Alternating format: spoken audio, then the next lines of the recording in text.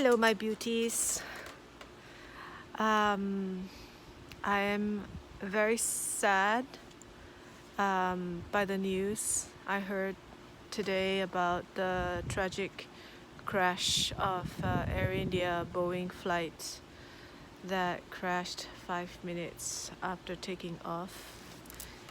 242 on board and apparently one survivor. It's so sad and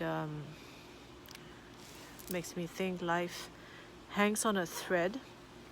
Of course,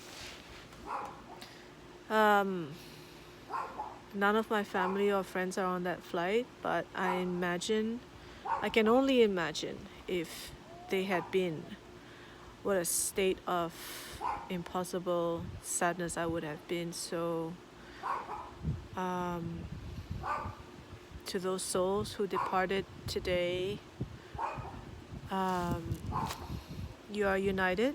You have always been united with Source, with God, and may you be liberated, liberated, liberated. Join the divine Source and be in a very good place, reincarnated in higher realms.